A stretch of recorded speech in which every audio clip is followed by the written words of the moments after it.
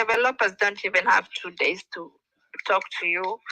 Like, so usually nimework Capital One na nimework Northern Trust.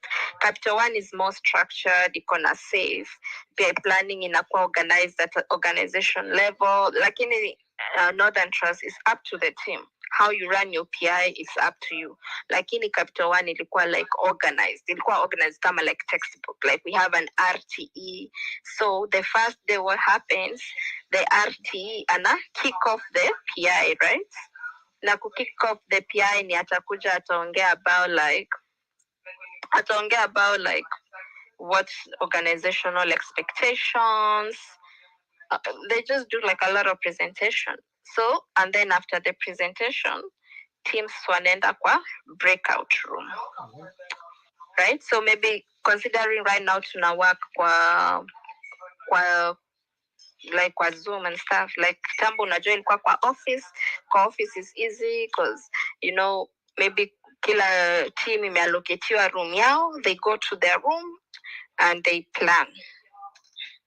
So sema ukiuliza kwa interview utasema the RTE kicks off the PIA by talking about the organizational expectations and the business requirements and presents all the teams. And then after that, each team goes to their own breakout room. And with the help of their PO, they're able to prepare for what they intend to work in the next PI. Yeah. So they plan in the breakout session.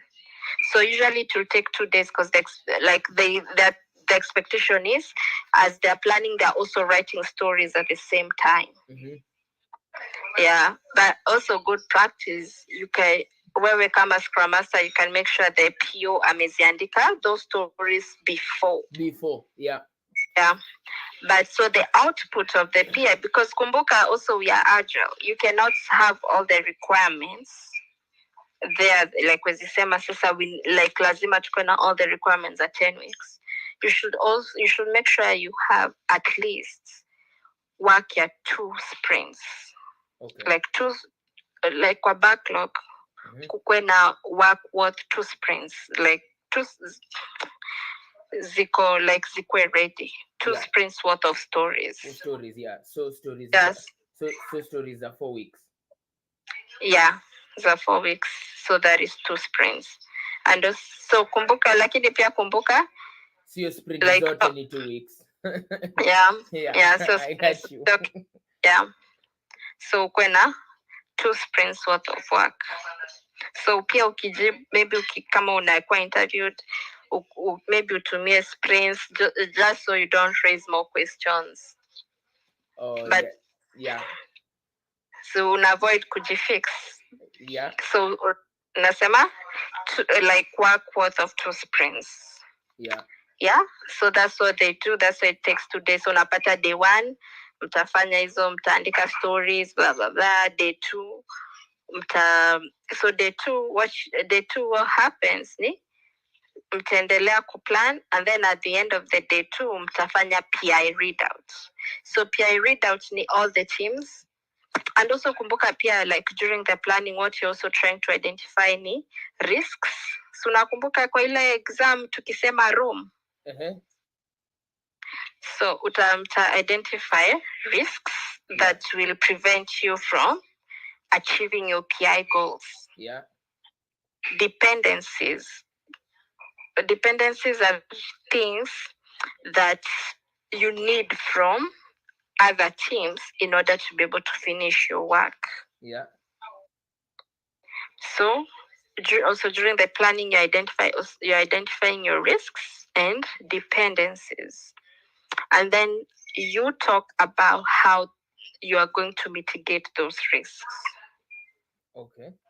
If it's something that can be mitigated, then you mitigate that risk.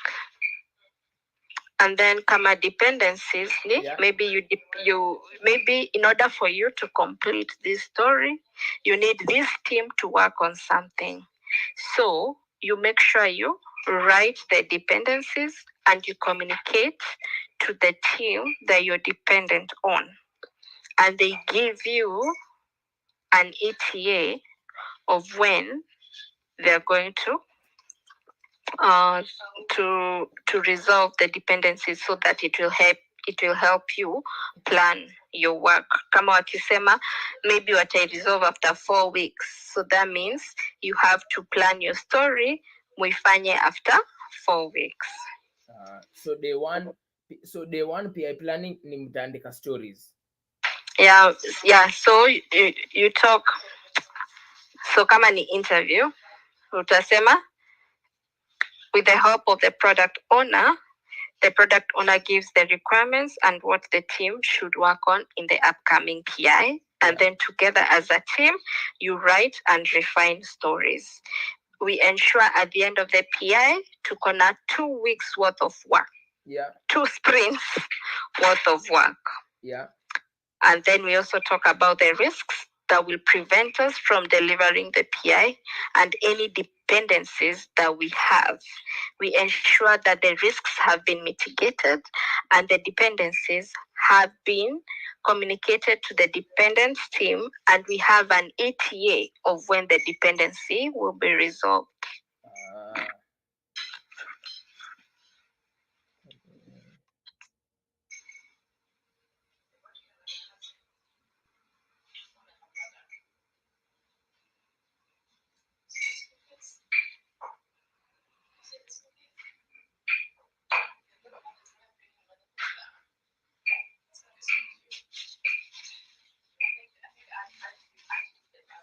This is wonderful.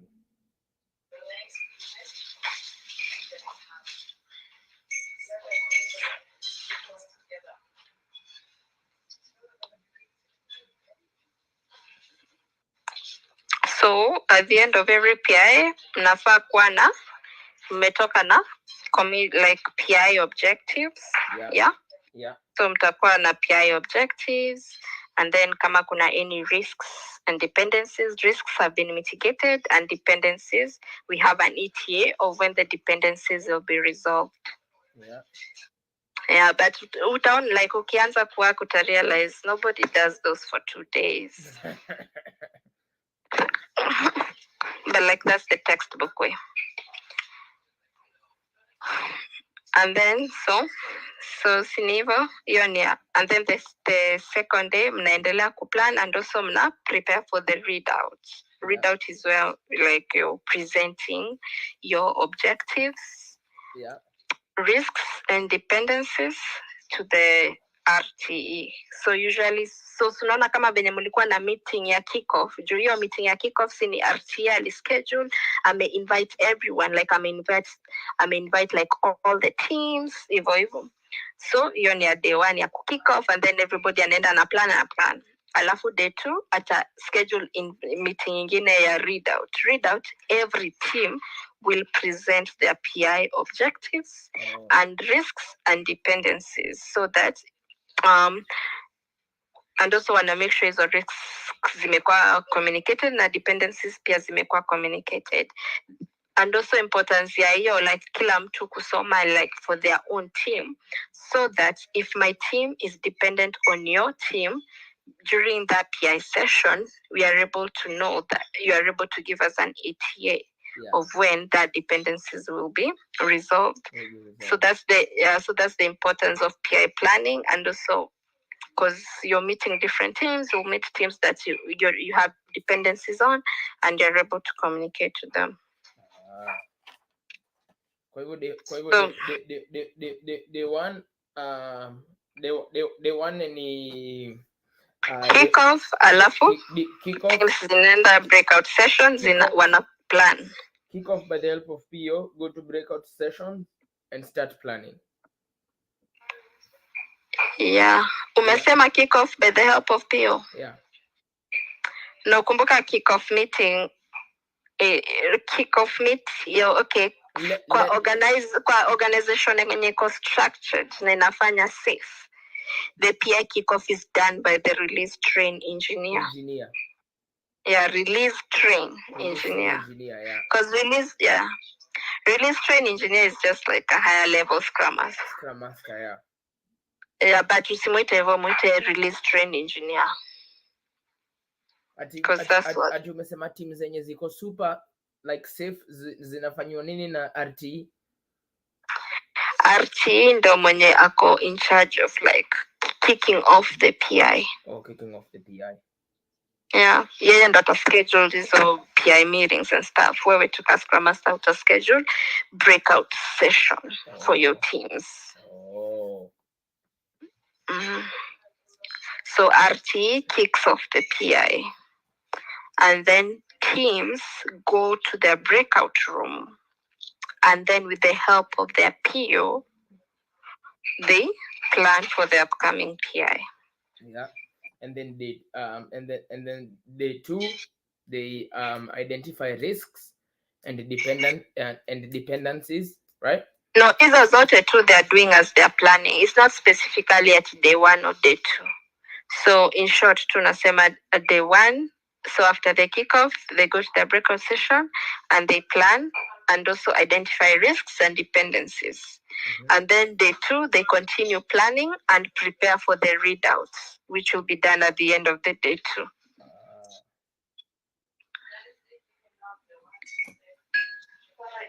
Awesome. So lingine hapa jana nilikuuliza ni so nyinyi mko safe but bado mnatumia sprints na vitu kama hizo, na kitabu inasema hata si safe, hatuko safe. To be honest, we are Northern Trust haiko safe, we are just borrowing from safe. Tunafanya PI but it's not safe.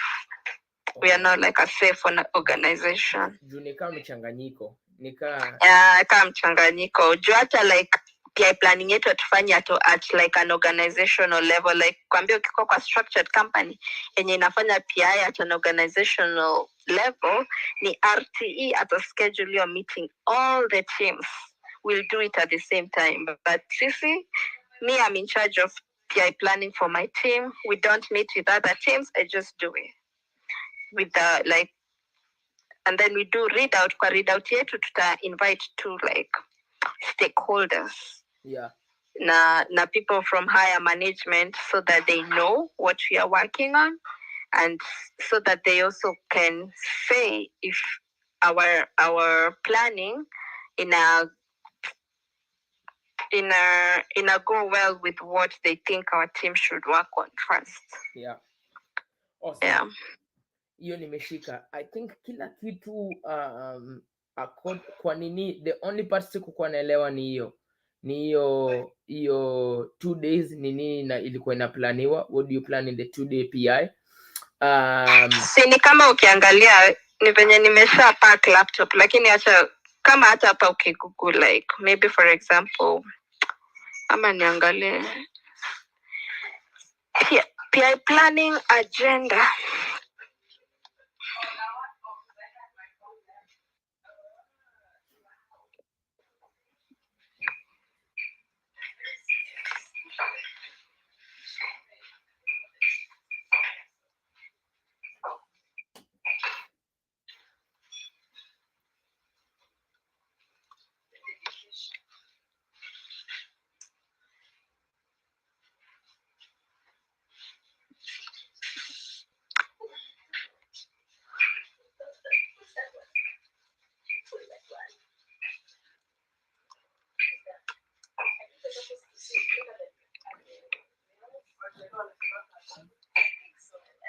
Mpe maji. Niko na dogi inakata kukunywa maji. Inanibo. Hiyo dogi ni mpya ama? Yeah. Aki mambo ya dogs mimi inanishinda tu because najua mtoto atakuwa mkubwa. Dogi lazima utakuwa unaipeleka walk every time. Oh my God, it's a lot of responsibility. It's a lot of responsibility nakwambia.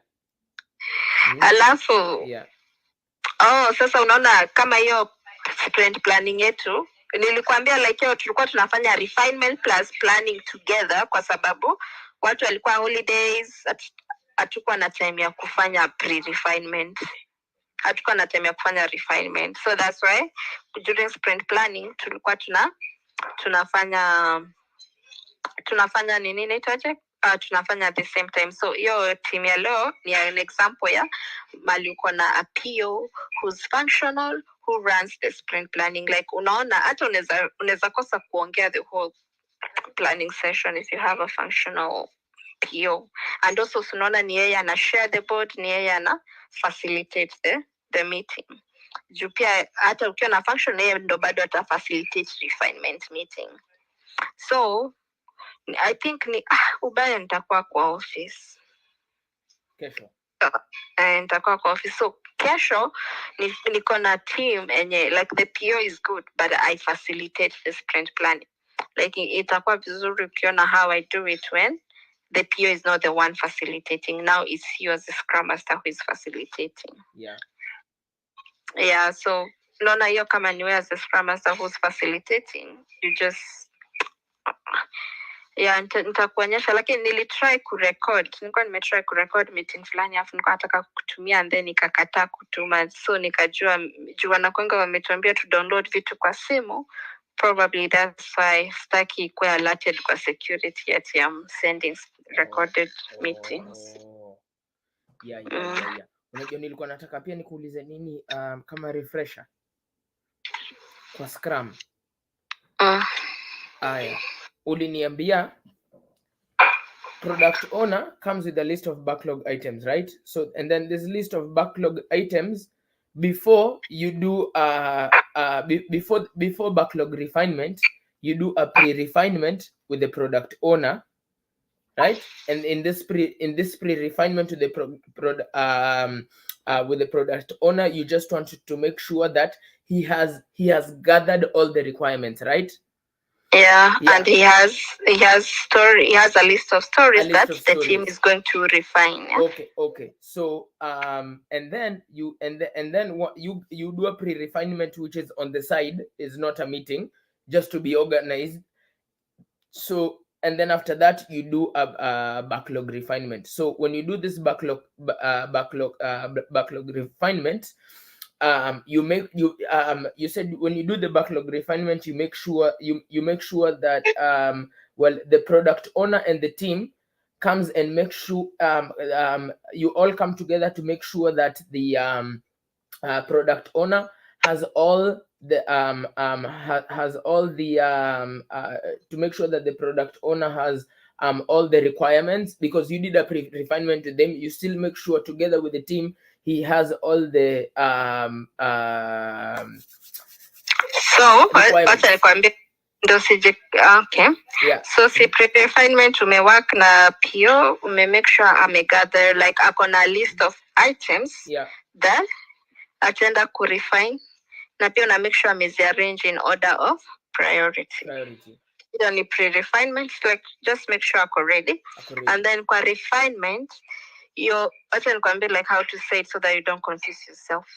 At the refinement, you're going through each story, making sure each story has all the requirements. Because nimesikia unakuwa nataka kusema he has akona all the requirements. Like so to emphasize on your point, you make sure unasema together with the team they go through each story to make sure each story has all the requirements for the team, which is the story statement, description, and the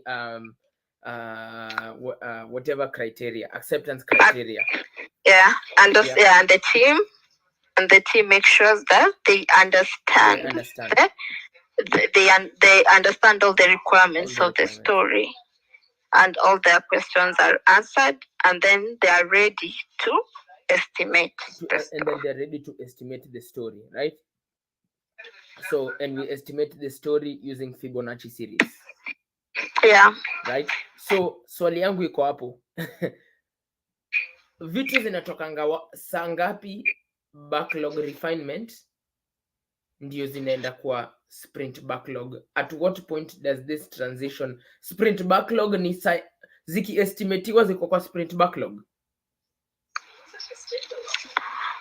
So, ukisema sprint backlog, natry kuelewa unamaanisha nini. Unamaanisha you're waiting for it to go into the sprint ama? Well, hakuna is that what you mean, or ama like ama unamaanisha it's like it's a sprint already and then we have stories in the sprint? Yeah, is that what you mean? Yeah. So refinement, kumbuka kama ni 2-week sprint, you're having the refinement every 1 week. Every 1 week. So yeah, so what happens after the refinement? You will, so after seme, this is one story. PO may go through the story. The team has understood the requirements. They have estimated the story. What you'll do, uta change the story from refinement to ready. Okay. So that means that story is ready. Yeah. Yeah. And then ready for estimation. So it's ready. It can be put in a sprint when it's time, not at that time. Not at that time, yeah. Yeah. Lakini pia uta notice, it depends with what tool you're using. Like kama ADO ama Jira, they're different sometimes, yeah. So sometimes unaona kama ADO unaweza create column yenye unaweka like all the ready stories, like stories zenye zimekuwa refined, unazi remove from the refinement column into the ready column. Yeah. Yeah. So kumbuka refinement, you're not putting it into a sprint. You're just like refining stories. During sprint planning is when now you'll pull the story into the sprint.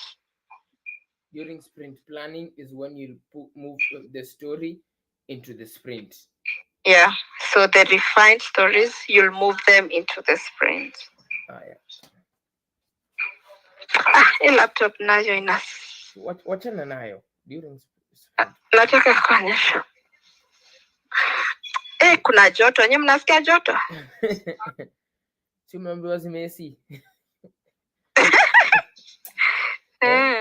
Ama namba 2 wako njiani.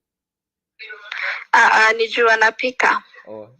Ninakuenjoy during sprint. Hizo jokes sipendi. Hizo jokes sio fun. During you was about during sprint planning what? During sprint planning, those stories that the team plans to work on that sprint ndo wanazi move into the sprint. Yeah.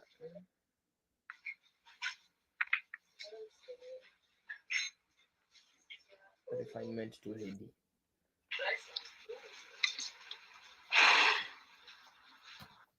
Aya, nini ingine nilikuwa nikuulize hapo, kama kuna kitu umenisaidia leo ni hiyo story ya PI day 1 na day 2. Nataka kukuonyesha yangu venye nilikuwa na agenda lakini naona ina load forever. Na nikuulize, ume work kwa complete safe environment, umekuwa na job ngapi since uanze history ya Scrum Master? Since ni commit train, umekuwa na job ngapi? Ya hizi ni mbili tu. Capital One na Northern Trust. So at one, ngoja, alafu uliniambia at one point ulikuwa unafanya mbili. Nilipatanga Northern Trust kama bado niko Capital One. So nilifanya mbili for like 6 months. Wow, you must have been making too much money. Nilifanya mbili alafu nikawacha. Wait, was it hectic? Not so okay, haikuwa hectic lakini inaweza kuwa hectic kwa ile part yenye labda mtu amwe kuschedule meeting and then hii company imecollide na hii company. But lakini sasa hiyo tu ndo part yenye ilikuwa like a little bit challenging, lakini because I mean as a Scrum Master wewe ndo una schedule meetings, unaweza zischedule kufit your own personal schedule. Yeah, but hiyo ndo inaweza kuwa tu challenge yenye labda huyu anani call na huku mtu anani call. Na uli manage but yeah. But yeah, hiyo ni tough. But you can do it. No, Janice, nifanye job mbili alafu ni operate club. Yeah, kama uko na kitu kingine mutanizika. Mutanizika. Ni swali lingine hapa gani nilikuuliza? History ya 10 week PI umeni answer. Umeniambia nyie mko really safe bado.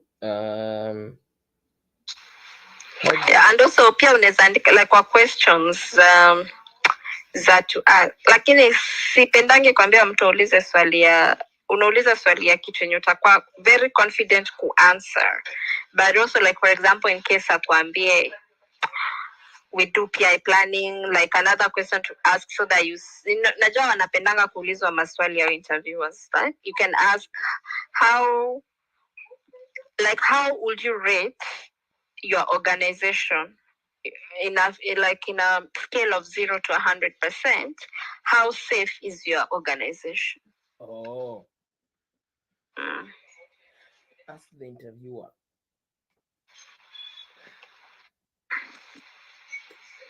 Ni kama hata kama wafanyi like PI planning and stuff and they're not safe, pia like another question unaweza hiyo umuulize kama amekuongelesha about PI planning, lakini kama hajakuongelesha don't ask that question, lakini kama maybe uko comfortable kuianswer you can. Like another question you can ask, how mature is your Scrum team in terms of Scrum, in terms of Agile? Na ni apply kwote, ni apply safe, ni apply wenye unataka safe, wenye unataka Scrum Master, ni apply kwote. Yeah. Ulipataje job ya Northern Trust na Capital One? Uli apply tu online ama ulireferiwa na mtu akakuingiza ndani? Uli apply online. Yeah.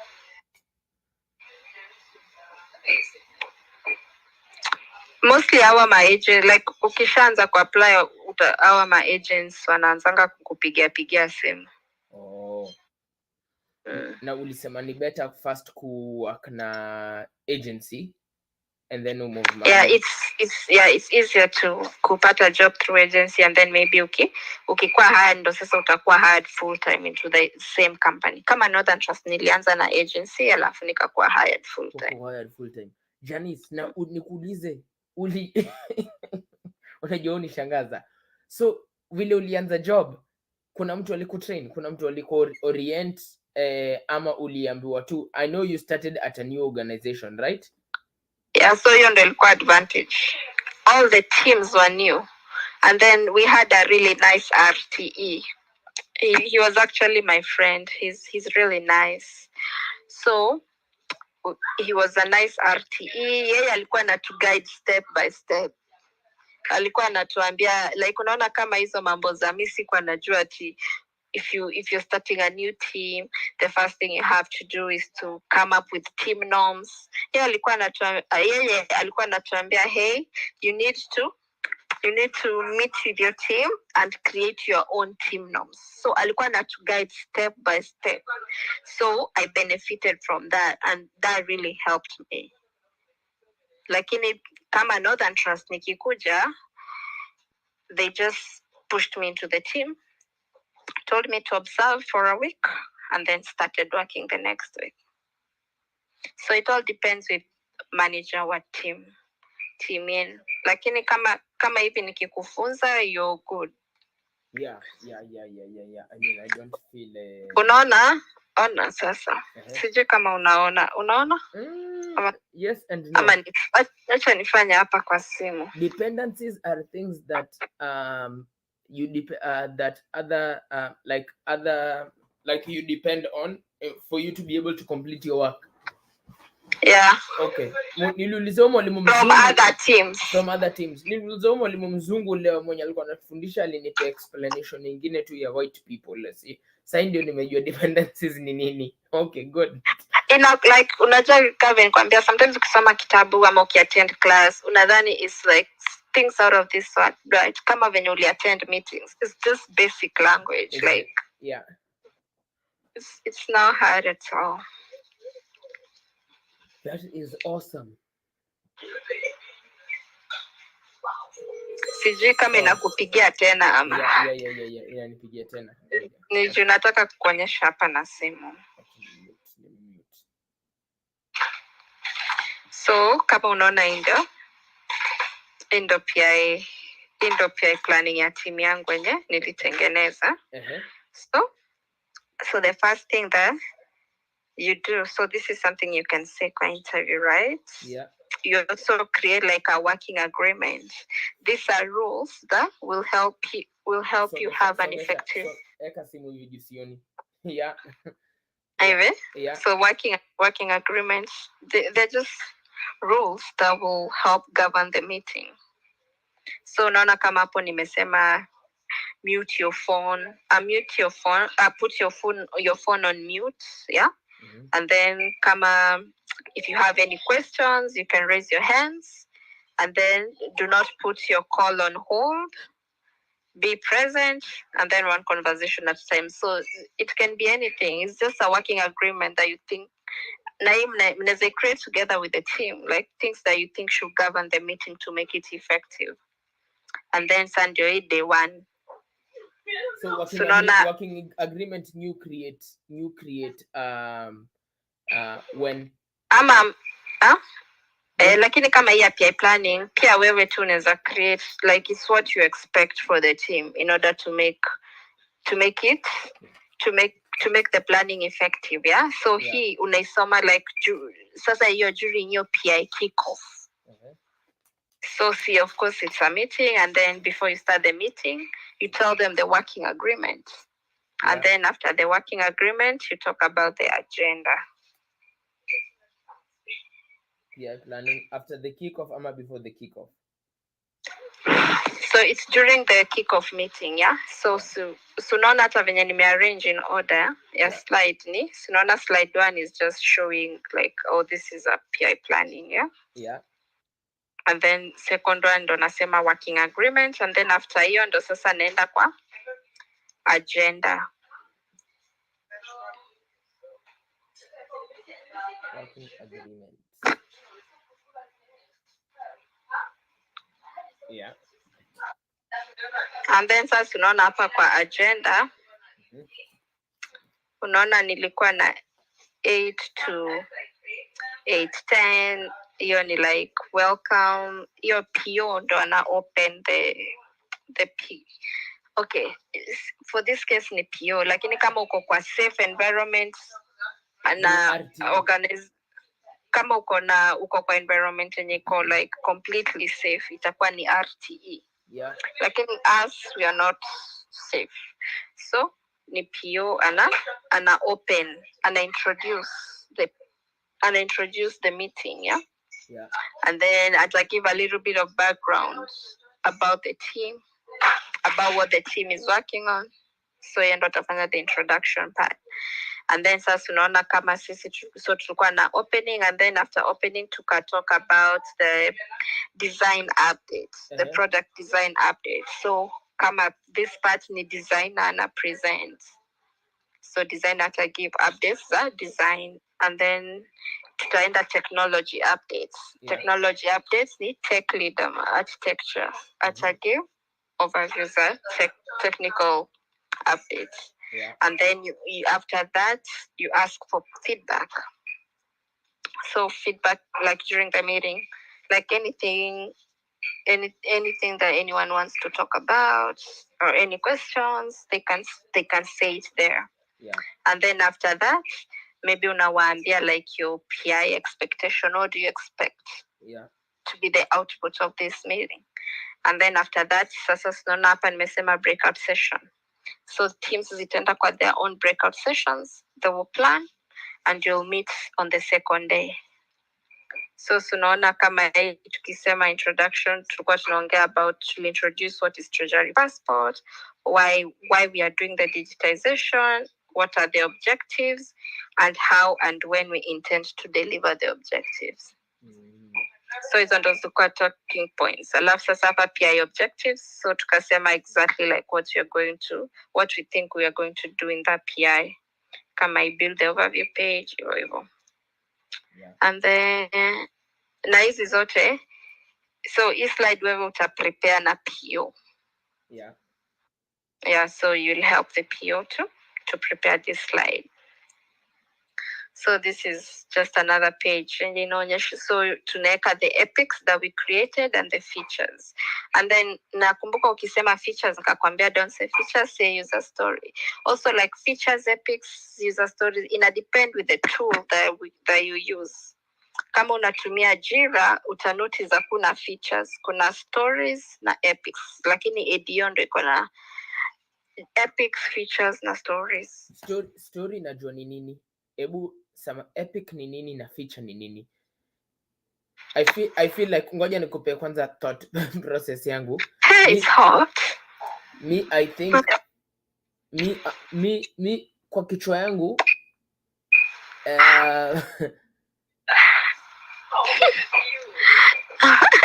features stories mob ni features, alafu features mob ni epic.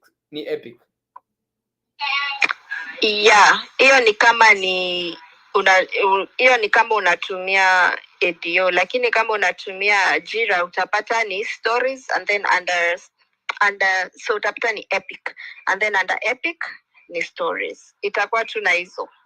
Lakini ADO utapata iko na epics, features na stories. So epic, so venye umesema nikitumia hiyo analogy yenye umetumia, so epic ndo itakuwa on top. Under epic kuna feature and then under feature kuna stories. Wacha nikupe kama example ya hapa. Si unaona hapa example ya hapa, si unaona hapa, so hii ni epic ya hii ni epic. Hapa unaona new homepage. Si unaona new homepage is like very high level, and then yeah so hiyo ni kama wacha tutumie maybe product tunajua, maybe tuseme homepage ya Facebook. And then under your homepage kutakuwa na overview page, kutakuwa na navigation bar, kutakuwa na quick balance overview page. So hizo ni features. All these things are components of the homepage. The homepage is like really high level, so homepage is the epic. And then under that homepage, we have these other things that make up a homepage. So those are features under the homepage. And then under these features, ndo sasa kutakuwa na user stories, like how do we build the overview page? So kutakuwa na stories specifically to build the overview page. How do we build the navigation bar? Under navigation bar kutakuwa na stories that stories za under navigation bar feature kutakuwa na stories za build the navigation bar. Hivyo. I love it.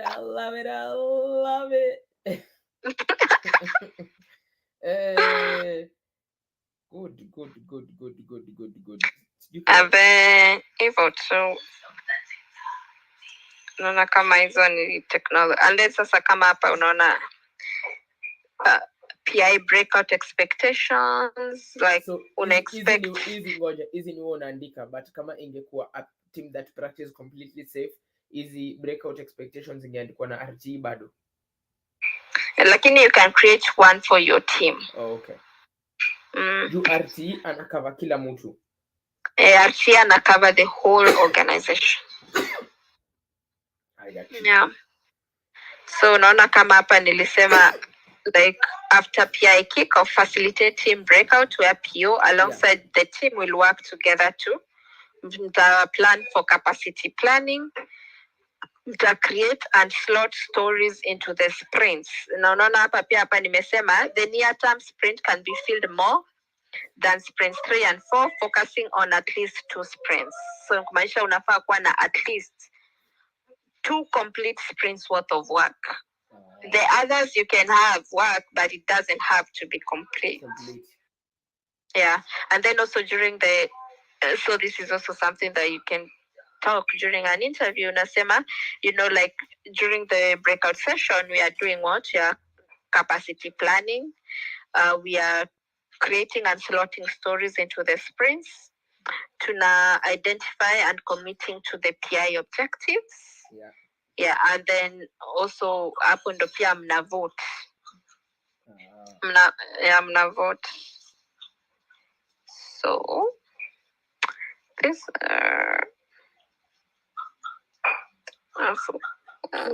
so safe safe tu ni Scrum at large. Yeah, safe ni Scrum lakini imeadiwa PI planning. Yeah, juu Scrum yenye si safe does not have PI planning. Yeah. Kama yenye sasa unaona, alafu day 2 ndo sasa wacha ni kwa day 2 ndo sasa mnaweza continue ku plan and get ready for the readout, and then readout kuonyesha example ya readout. Sinaona kwa readout hapa tutakuwa na tumeandika epics zenye tutafanya in that PI. Tumeandika objectives, tumeandika dependencies, tumeandika risks. Yeah? Afu tumeandika assumptions. Ni what did we assume in order to think that we'll be able to complete this story? So we are assuming our team will have 7 developers, but who knows? A developer can be sick, they can quit, something can happen. Yeah. And then after that tuna vote. Yeah, so ukivote 1 kumaanisha like you're not confident. So mna vote in a scale of 1 to 5, with 1 being least confident and 5 being most confident. So you're voting how do you think you're going to accomplish the goals of the PI in a scale of 1 to 5. Oh, uh-huh. So importance ya kuvote ni it brings up conversation. Like for example, after mume plan and then the team votes 1. Like, so that means they're not confident they're going to deliver the PI. And so what do? Then you start discussion. So why do you think you're not confident? And then maybe they say it's too much work. That means wakiweza sema it's too much work, you can go back and so what can we take out of the PI? If they say maybe they have a lot of dependencies, what can we do to resolve the dependency quicker, Evo? So it helps to bring up conversations. With the voting, yeah. So voting here is not, it has nothing to do with Fibonacci series. No, it's just a scale of 1 to 5. With 1 being least confident, 5 being most confident.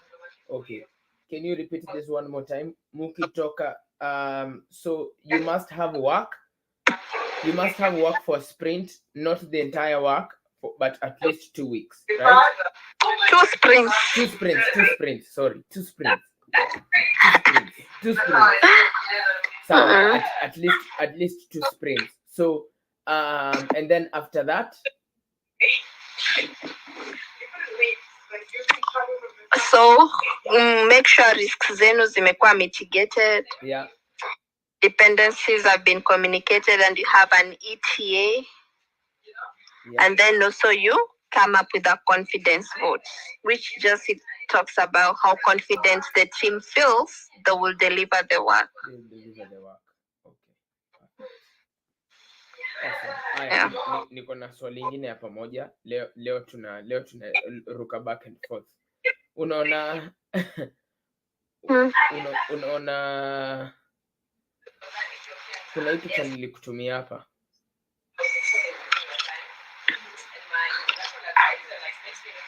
Unaona hii picha?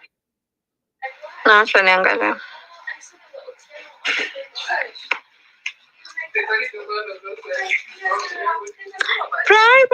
Oh. Hello. Niweke hapo. Kuna plantain hapo? Kuna plantain? Oh boy. Oh, basi nichonge hiyo sweet potato moja unichemshie. I just boiled it. Sweet potato. Iko hapo chini ya Bryson ama boil mbili. Unadhani plantain yangu?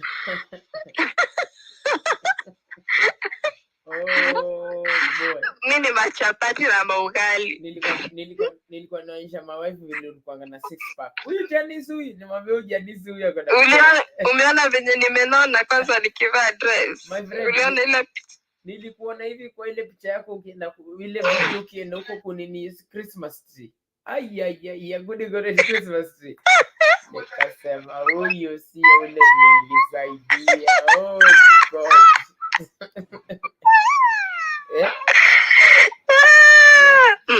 Oh God. Janice, usijali. Tarudi next year.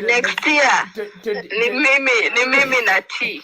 2024. Hiyo tea ulikuwa unakunywa ilikuwa na flavor gani? Sasa ilikuwa gani? Okay, hapa kwa Nutrition Club siweka tea, alafu tunaweka aloe, alafu tushaweka tea na aloe tunaiweka flavoring. Nilikuwa nakuja nyingine ilikuwa inaitwa rainbow ama ilikuwa inaitwa nini? Inaweza kuwa inaitwa rainbow. Ile tea hapo leo tulikuwa tunakunywa ilikuwa inaitwa I think ilikuwa inaitwa rainbow something. Flavor strawberry inakuwa flavor hiyo sasa ya stevia. Strawberry kama nakunywanga strawberry na orange. I love them. Very very very very awesome. Usijali. Hiyo iko in the works. Umeona hiyo slide nimekutumia? Hiyo slide yenye nimekutumia iko na sprint backlog. The sprint backlog is the set of product backlog items selected for the sprint by the developers, plus a plan for delivering the product increment and realizing the sprint goal. So hii tu ni kitabu, nilitumiwa na Scrum Alliance kwa email. Ndio maana nilikuwa najaribu kukuonyesha. So product, okay, it can make sense. Product backlog ni ile like unajua your Uber is here. Okay, bye. How they need to connect about your the key. Okay, about your them. Yeah, nitakwambia. Haya. So product backlog ninajua, but sprint backlog sasa unajua sasa unajua kwa backlog uko na vitu mingi, so your product backlog. And then so after refinement, those stories that are ready, then you can call that sprint backlog. So those stories that are ready, because during sprint planning you will pull work from those stories that are ready. Those stories that are ready. Okay, got it. But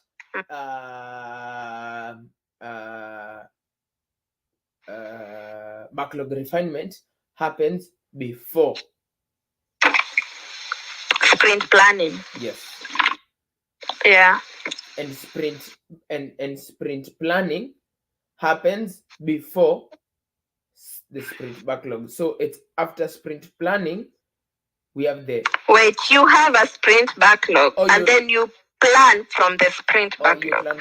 So you have Okay. So maybe what I'm saying, so you have product backlog, and then from the product backlog you refine stories. Once those stories are refined and ready, then that's the sprint backlog. And then during sprint planning, you'll pull stories from the sprint backlog.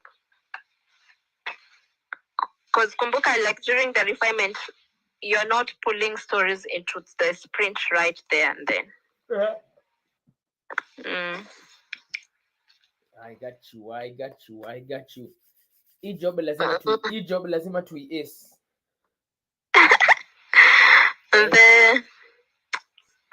Swali gani ingine ulikuwa nayo, like based on your observation? Like hata nilisahau, sijui mbona ningekucall stand up, lakini nitakucall next time, maybe next week, kwa sababu hii week kesho niko office na office siwezi fanya hivyo. Bado tunafanya exam kesho? Yeah. Okay, sawa. Jioni. Sawa. 7:30. Yeah. No, sidhani niko na swali lingine. Swali zangu zote umeanza swali yangu ya kukua agile, timu yenyu inafanya vitu chai rangi half and half. Umeniambia mademo walikuwa nani? Umeniambia kama kuna tech lead ni architect, ndio.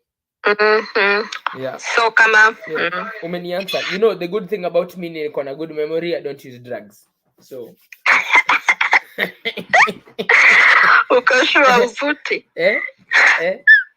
Memory siku ingine nilivuta weed 2014 vile nilikuja America, nilitoa nguo zangu zote. That thing makes me paranoid, siwezi iguza. Sasa ya America ina rajao ya Kenya. Nilitoa nguo zote ati na panic ati tutashikwa na polisi. Nilitoa nguo zote. Mlikujanga 2014? Yeah, mimi nilikuja 2014 but my brother alikuja 2011. Oh, how comes alikuja before wewe? Ama wewe ulikuwa high school? No, tulikuwa na my mom na my dad walikuwa na a bad separation, and then my mom alikuja 2009. So my dad kujaribu kufilisha my mom machungu, akaenda kotini na corruption, passport zikachukuliwa, ikakuwa whole case, custody battle. My dad akaleta manzi mwingine home, wakakuwa na watoi. Me and my brother we took off, tukaanza kwenda kotini back and forth. Kotini wakasema tuwezi toka country mpaka 2018. So my brother aliturn 18 2011 akakam, mimi niliturn 2014 nikakam hivyo. My sister amekam 2 years ago, alafu kuna mwingine mmoja Kenya amebaki. So huyo mwenye amebaki anangoja kufika 18. Yeah. Aliwaramba.